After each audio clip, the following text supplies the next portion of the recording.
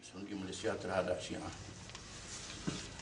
Syiah ini salah satu mazhab di kalangan masyarakat Islam yang lahir daripada kesan pergolakan politik selepas pembunuhan Sayyidina Osman bin Affan radhiyallahu anhu, sehingga mencelarukan pemikiran orang Islam. Yang kita kena sedar, setelah Sayyidina Osman dibunuh dalam satu pemberontakan kerana masyarakat yang bebal tentang Islam dan tak memahami perubahan, Sayyidina Ali dilantik menjadi khalifah. Sayyidina Ali tak terlibat dalam pembunuhan Sayyidina Osman. Bahkan ahli sejarah mengatakan Sayyidina Ali menghantar anaknya Hasan Hussein dan beberapa pemuda untuk mempertahankan Sayyidina Osman dan minta Sayyidina Osman mengarahkan mereka memerangi golongan yang memberontak. Sayyidina Osman kata jangan. Dia tidak mahu dia menjadi sebab pembunuhan beramai-ramai di kalangan orang Islam. Dia mahu jadi macam anak Nabi Adam AS, iaitu Qabil yang dibunuh oleh Habil. Dia mengatakan jika sekiranya kamu nak bunuh aku, bunuhlah, aku tak mahu bunuh kamu. Maka Sayyidina Osman mati dan berlakunya kecelaruan sehingga peperangan Al-Jamal melibatkan Aisyah, Zubair dan Talha memerangi Sayyidina Ali, Sayyidina Ali kalahkan mereka. Dan peperangan Siffin yang melibatkan Muawiyah dan Amr bin As memerangi Sayyidina Ali, mengalahkan mereka. Para ulama sependapat mengatakan bahawa Sayyidina Ali yang betul dalam perkara ini. Mereka yang memerangi Sayyidina Ali adalah salah. Tetapi malangnya berlaku pahaman-pahaman fanatik yang melahirkan kumpulan Syiah, mereka yang terlalu fanatik pada Sayyidina Ali sehingga mengkafirkan para sahabat, menyesatkan para sahabat, mempertikaikan isteri Nabi SAW. Dan lahirnya golongan Khawarij. Khawarij ialah golongan yang menolak semua sahabat-sahabat Nabi. Ali pun kacau, Muawiyah pun kacau, kita bawa diri kita sendiri. Lalu mereka hidup di Masqat dan Uman, membawa mazhab mereka. Kemudian berlakunya riwayat-riwayat hadis untuk memenangkan puak masing-masing, sehingga mereka hadis sendiri. Maka lahirlah kumpulan ulama yang memelihara ilmu Islam. Di antaranya lah imam-imam mazhab. Di antara imam-imam ilmu hadis, ilmu tafsir, mengumpulkan hadis-hadis ini daripada semua ulama-ulama kalangan sahabat yang berpihak Sayyidina Ali ke Muawiyah ke dan lain-lain, ditapis, menyebabkan ilmu Islam terpelihara. Tetapi malangnya makin berpecah. Syiah bukan satu pandangan yang betul. Dia salah. Tapi salah ijtihad. Asalnya begitu. Asalnya begitu. Dia menganggap Ali lebih layak pada Abu Bakar, Umar dan Osman. Asalnya begitu. Tetapi bila sampai kepada pecahan, ada sahabat mereka menjadi keluar daripada agama Islam. Mereka ceritanya ulama-ulama Islam yang mengkaji hukum-hukum mazhab ini mengatakan bahawa di kalangan Syiahnya ada dua mazhab yang dianggap sebagai orang Islam, iaitu mazhab Imamiyah dan Ja'fariyah, Ithna Asyariyah, super je, yang tinggal di Iran, Iraq dan Lebanon, dan mazhab Zaidiyah yang tinggal di Yaman. Ini dianggap sebagai orang Islam, tetapi ada kesilapan dalam pandangan mereka. Bukan makna dia betul. Dia salah, tapi dianggap sebagai Islam. Ini kena faham. Dan oleh kerana berlakunya pertikaian ini melibatkan hukum fiqh. Di antaranya dia boleh jamak sembahyang pada masa muqim.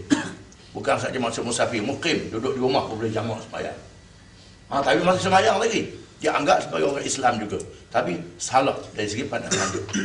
Membenarkan nikah mut'ah, kahwin secara kontrak, kahwin dengan perempuan dalam tempoh sebulan. Tanggungjawab keluarga sudah jadi hilang. Di mana perkahwinan ini diharamkan oleh Nabi, dibatalkan. Di awal Islam ada. Setelah Islam berkembang, dinasahkan hukumnya. Orang Syiah tak terima kerana hadis membatalkan mut'ah ni diriwayatkan oleh Abu Hurairah. Abu Hurairah tak sokong Sayyidina Ali. Bukan tak sokong, dia tak pagar. Kerana dia ni orang tak matang pemikiran politik. Muawiyah pun tak sokong, Sayyidina Ali pun tak sokong. Dia tak tahu nak sokong mana-mana. Tapi hadis riwayat dia ada. Orang Syiah menolak hadis ini. Di antaranya ialah bila dia sembahyang, dia kena buat sesuatu yang membatalkan sembahyang. Tak cukup dengan salam. Assalamualaikum, Assalamualaikum, dia buat begitu. Kemudian dia sujud atas tanah, bukan sembah tanah. Kita tak kata dia keluar daripada Islam, tetapi mazhab dia salah. Cumanya di Malaysia ni, yang satu adalah mazhab Zaidiyah. Zaidiyah ni mazhab fiqh dia macam Syafi'i, tetapi mazhab akidah dia terpengaruh dengan Mu'tazilah, iaitu fahaman falsafah yang menguasai masyarakat Islam di zaman Abbasiyah, di mana kajian tentang akidah Tuhan ni tak boleh dengan falsafah semata-mata. Ada perkara yang akal tak boleh capai.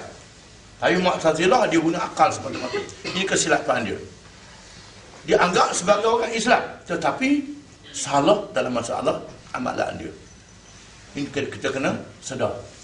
Macam orang sembahyang, macam ada orang sembahyang sunat tambah-tambah lebih, itulah. Sembahyang fardu zuhur 4 rakaat, dia rasa rajin buat 8 rakaat. Rasa malas buat 1 rakaat. Dia orang Islam ni, ini silap. Ini kena faham. Silap dalam masalah ijtihad. Tapi orang Syiah tak sampai dengan itu. Tapi kena sedar bahawa ini satu fahaman yang salah, dan mereka wujud di Iran kerana pertemuan antara Utsmaniyah dan Safawiyah masa itu. Dan Safawiyah memaksa rakyat Iran menganut Syiah. Mesir yang Syiah jadi Sunni. Zaman Saudi Al-Ayyubi, itu panjang ceritanya lah. Kemudian mazhab Khawarij, banyak mazhab dia. Yang Islam hanyalah Ibadi, yang masih ada di Masqat dan Uman. Itu mazhab Ibadi, Masqat Ibadi. Dia salah dalam ijtihad kerana dia jauh daripada ulama. Pencuri potong tangan, ulama kata potong tangan di sini. Dia kata tangan ni potong bau jadi tangan. Ini Ibadi. Dia dianggap sebagai Islam, tetapi salah dalam masalah meletakkan hukum. Cuma jadi Malaysia ni ada Syiah Jadian. Syiah Jadian ni bila berlakunya revolusi Iran. Setelah berlakunya revolusi Iran, menggulingkan Shah, ada kalangan orang mengatakan kita boleh buat revolusi kalau jadi Syiah. Kita kena faham Malaysia bukan Iran, UMNO bukan Syahran. Walaupun saya orang PAS, berbeza pandangan dengan UMNO, saya tak anggap UMNO itu macam Syahran. Kezaliman UMNO itu tak siapa lagi zalim macam Syahran. Kita lawan secara demokrasi. Tapi ada orang yang semangat dia tinggi, semangat revolusi Iran ni. Jadi ini Syiah Jadian. Dia tak mengaji pun Syiah, saya tahu dia tak belajar. Tapi jadi Syiah jadi jadian saja. Dan rimau jadian lah. Itulah, itu dia. Jadi ini menimbulkan kecelaruan dalam masyarakat. Macam Wahabi juga.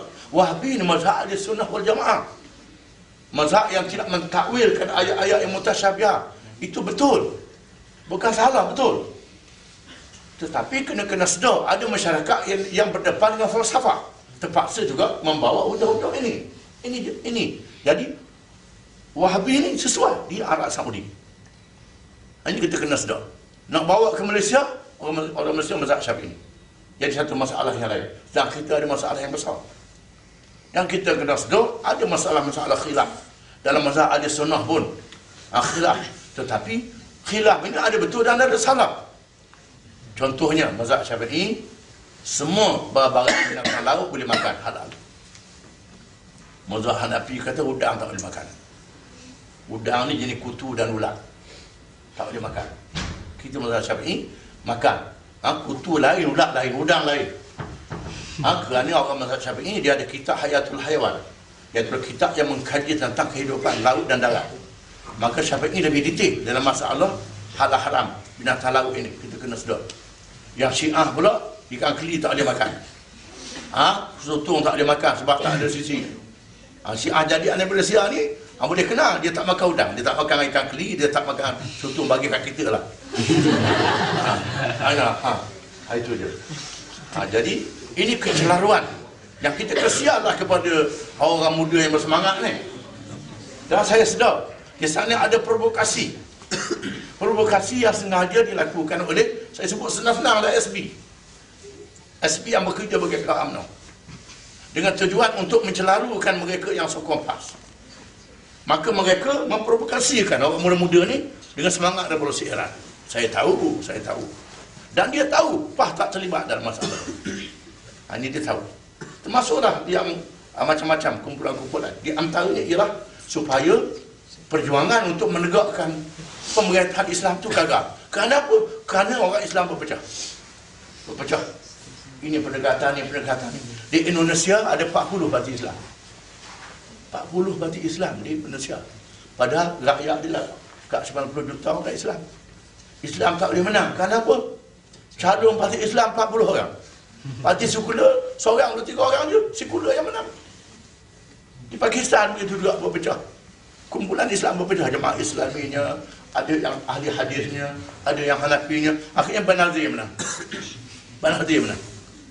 Ini. Jadi di Malaysia ada orang macam itu juga. Saya tahu semua dan kita faham ini. Dan kita kena sedar ini satu permainan dan anak-anak kita yang bersemangat ini terjebak dalam permainan ini.